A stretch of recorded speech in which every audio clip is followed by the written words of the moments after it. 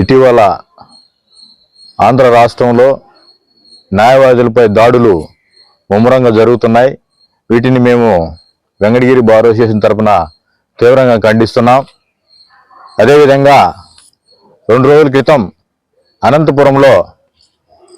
అనంతపురం న్యాయవాది అయినటువంటి శేషాద్రి గారిని ఒక సివిల్ వివాదంలో పెండింగ్ ఉన్నా కానీ, కోర్టులో పెండింగ్ ఉన్నా కానీ ఆ స్థానిక 3వ టౌన్ సిఐ మరియు ఎస్ఐలు విధిగా అక్రమంగా పిలిపించి ఆయన్ని వేధించటం, తద్వారా ఆయన మరణానికి కారణమైనటువంటి స్థానిక సిఐ ఎస్ఐలను చట్టపరంగా కేసు నమోదు చేసి వాళ్ళ మీద గట్టి చర్యలు తీసుకొని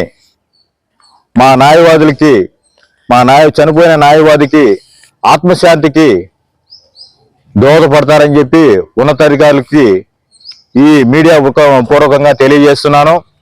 అదేవిధంగా మా వెంకటగిరి బార్ అసోసియేషన్ తరఫున మేము ఈనాడు విధిగా మా కోర్టు విధులను బహిష్కరిస్తూ ఆయన ఆత్మ శాంతి కలగాలని వాళ్ళ కుటుంబానికి మేము ప్రగాఢ సంతాపం తెలియజేస్తున్నాము.